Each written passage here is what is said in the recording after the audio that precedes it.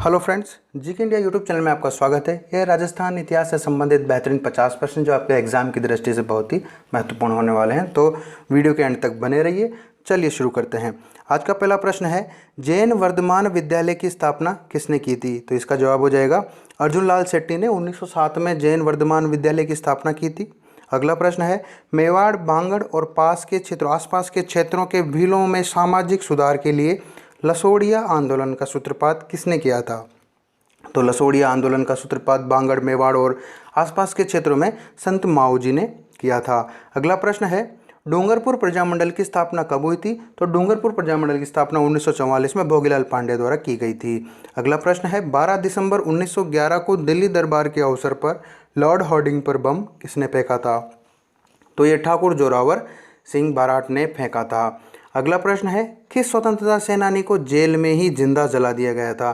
तो ये जैसलमेर के क्रांतिकारी कवि थे, जिन्हें अपनी रचनाओं पर, जिसे उन्होंने लिखा था जैसलमेर में गुंडाराज आदि रचनाएं लिखी थी उन्होंने, जो उस समय के प्रशासन पर कटाक्ष थी। इस वजह से कुछ द्वेषता के चक्कर में उन्हें जेल में जिंदा जला दिया गया था। तो वह थे सागरमल गोपा। अगला प्रश्न है, नैनूराम शर्मा किस आंदोलन से संबंधित थे? तो वह बूंदी किसान आंदोलन से संबंधित थे। अगला प्रश्न है, आदिवासी लोगों में जागृति पैदा करने के लिए गोविंद गिरी किस जिले से संबंधित थे? तो वे डूंगरपुर जिले से संबंधित थे। अगला प्रश्न है, हर्षवर्धन की मृत्यु के पश्चात राजस्थान के राजपूत राज्यों को निम्नलिखित में से किस शासक ने जीता था?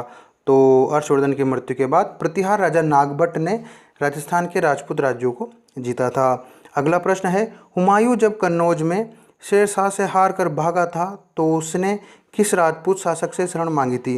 तो मालदेव ने, जो मारवाड़ शासक थे राव मालदेव, उन्होंने उनको शरण दी थी। और अगला प्रश्न है, बेराट में किस सभ्यता के अवशेष प्राप्त हुए हैं? तो बेराट में मौर्यकालीन सभ्यता के अवशेष प्राप्त हुए हैं। अगला प्रश्न है, किस पुरातात्विक स्थल से जुटे हुए खेतों के साक्ष्य मिले हैं? तो वे कालीबंगा से मिले हैं। अगला प्रश्न है, राठौड़ राजपूतों के स्थापित राज्य को निम्नलिखित में से किस नाम से जाना जाता है? तो मारवाड़ के नाम से जाना जाता है इस राज्य को। अगला प्रश्न है, आमेर के कछवा शासकों को किस शिलालेख में रघुवंश पुकारा गया है, यानी कहा गया है? तो वह आमेर का लेख है जिसमें रघुवंश कहा गया है। अगला प्रश्न है, राजस्थान में बौद्ध संस्कृति के अवशेष कहाँ मिले हैं? तो वे बेराट में मिले हैं। अगला प्रश्न है, जोधपुर में राठौड़ वंश की स्थापना निम्नलिखित में से किस शासक ने की है? तो राठौड़ वंश की स्थापना जोधपुर में राव सिंह द्वारा की गई है। अगला प्रश्न है, निम्नलिखित शासकों में से सबसे अधिक किसे मेवाड़ की बौद्धिक व कलात्मक उन्नति का श्रेय जाता है? तो वे महाराणा कुंभा को जाता है।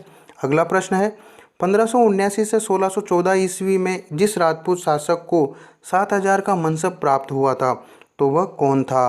तो वह राजा मानसिंह थे, जिन्हें 7000 का मनसब प्राप्त हुआ था।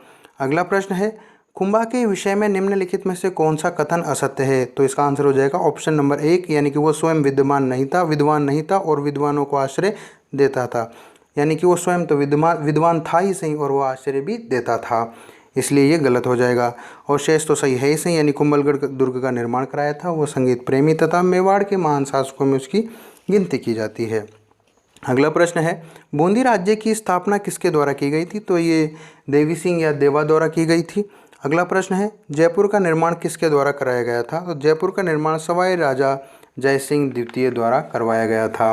अगला प्रश्न है, महाराणा सांगा ने इब्राहिम लोदी को किस युद्ध में परास्त किया था? तो उन्होंने खातौली के युद्ध में इब्राहिम लोदी को परास्त किया था। अगला प्रश्न है, सवाई राजा जयसिंह ने किस स्थान पर वेधशालाओं का निर्माण कराया था? तो इसका आंसर हो जाएगा उपरोक्त सभी, यानी कि दिल्ली, बनारस, उज्जैन, मथुरा और जयपुर, सभी स्थानों पर जयसिंह ने वेधशालाओं का निर्माण कराया था।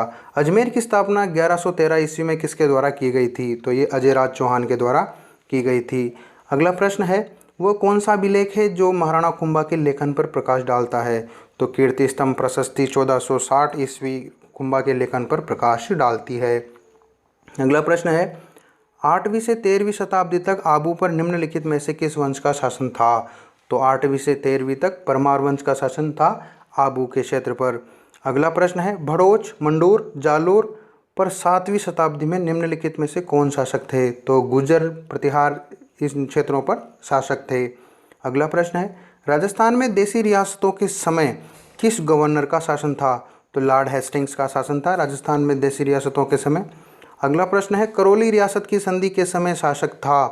तो हरबख्श पाल सिंह करौली के शासक थे संधि के समय। अगला प्रश्न है नशीराबाद छावनी का सैनिक विद्रोह निम्नलिखित कारणों से हुआ था? तो इसका जवाब हो जाएगा एनफील्ड राइफल्स में प्रयोग किए जाने वाले कारतूस में गाय व सूअर की चर्बी की वजह से ये क्रांति हुई थी, यानी कि विद्रोह हुआ था नशीराबाद छावनी में। अगला प्रश्न है कैप्टन मैकडोनाल्ड किस छावनी के विद्रोह को नियंत्रित करने में असफल रहे थे? तो वे नीमच छावनी के विद्रोह को नियंत्रित करने में असफल हुए थे। अगला प्रश्न है सन 1857 के युद्ध के समय भारत का गवर्नर कौन था? तो लॉर्ड कैनिंग भारत के गवर्नर जनरल थे उस टाइम पे। अगला प्रश्न है राजस्थान में मारवाड़ के बड़े क्षेत्र यानी कि जोधपुर रीजन में विद्रोह व लूटपाट के कारण क्या थे? तो ऑप्शन नंबर 2 इसका आंसर हो जाएगा, यानी कि कुशाल सिंह के नेतृत्व वाले विद्रोह में 18 सितंबर 1857 को एक पॉलिटिकल एजेंट की सिर काटकर हत्या कर दी गई थी और उसे नगर के द्वार पर टांग दिया गया था। तो ये मुख्य कारण था। अगला प्रश्न है तात्या टोपे को पकड़ने में किस भारतीय का हाथ था? तो मानसिंह का हाथ है तात्या टोपे को पकड़वाने में। अगला प्रश्न है बिजोलिया किसान आंदोलन किसके नेतृत्व में हुआ था? तो यहाँ दिए गए ऑप्शनों में फतेह करण चारण द्वारा बिजोलिया किसान आंदोलन का नेतृत्व किया गया था। अगला प्रश्न है बिजोलिया किसान आंदोलन कब समाप्त हुआ था? तो ये बिजोलिया किसान आंदोलन 1941 को समाप्त हुआ था। अगला प्रश्न है बेंगू किसान आंदोलन किसके नेतृत्व में प्रारंभ हुआ था? तो रामनारायण चौधरी के नेतृत्व में बेंगू किसान आंदोलन प्रारंभ हुआ था। अगला प्रश्न है मारवाड़ टेनेंसी एक्ट कब पारित हुआ था? तो ये 6 अप्रैल 1949 को मारवाड़ टेनेंसी एक्ट पारित हुआ था। अगला प्रश्न है मेवाड़ की पुकार जो एक 21 सूत्रीय मांग पत्र था, इसके लेखक कौन थे? तो मोतीलाल तेजावत मेवाड़ की पुकार जो एक 21 सूत्रीय मांग पत्र था, इसके लेखक थे। अगला प्रश्न है जयपुर राज्य मीणा सुधार समिति के अध्यक्ष कौन थे? तो ये बंशीधर शर्मा इसके अध्यक्ष थे। अगला प्रश्न है स्वामी विवेकानंद खेतड़ी में किसके अतिथि रहे? तो महाराजा अजीत सिंह जो झुंझुनू में है खेतड़ी, उसके अतिथि रहे थे ये। अगला प्रश्न है संप सभा की संस्थापक कौन थे? तो गोविंद गिरी ने संप सभा की स्थापना की थी। अगला प्रश्न है मारवाड़ सेवा संघ किस वर्ष स्थापित किया गया था? तो ये 1920 में मारवाड़ सेवा संघ स्थापित किया गया था। अगला प्रश्न है मेवाड़ प्रजामंडल का स्थापना वर्ष क्या है? तो वह 24 अप्रैल 1938 में स्थापित हुआ था। अगला प्रश्न है मूसी महारानी की छतरी कहाँ स्थित है? तो वो अलवर में स्थित है। महामारू शैली का प्रचलन किसके काल में हुआ था? तो इसका जवाब हो जाएगा गुर्जर प्रतिहार काल में इसका प्रचलन हुआ था। अगला प्रश्न है भीलों का प्रसिद्ध लोकनाट्य कौन सा है? तो वो हो जाएगा गौरी, इसका आंसर है। अगला प्रश्न है भारतीय लोक कला मंडल उदयपुर की स्थापना किसके द्वारा की गई थी? तो ये देवीलाल सांबर 1952 में की गई थी इनके द्वारा। अगला प्रश्न है नारायणी माता का मंदिर कहाँ स्थित है? तो बरबा डूंगरी राजगढ़ जो अलवर में है वहाँ स्थित है इसका मंदिर। अगला प्रश्न है अत्यधिक दूर होने के कारण कौन से राजपूत मराठा आतंक से बचे रहे? तो ए और बी इसका आंसर हो जाएगा, यानी कि ये ऑप्शन 1 जैसलमेर तथा बीकानेर इसका जवाब हो जाएगा। दोनों ही दूर होने के कारण मराठा आतंक से बचे रहे। आज का अंतिम प्रश्न है हुरडा सम्मेलन का नेतृत्व किसने किया था? तो मेवाड़ नरेश जगत सिंह द्वितीय ने हुरडा सम्मेलन का नेतृत्व किया था। आपको हमारा वीडियो कैसा लगा? अच्छा लगा है तो लाइक करें, शेयर करें और हमारे चैनल को सब्सक्राइब करें ताकि आपको ऐसी डेली टू डेली वीडियो मिलती रहे। धन्यवाद।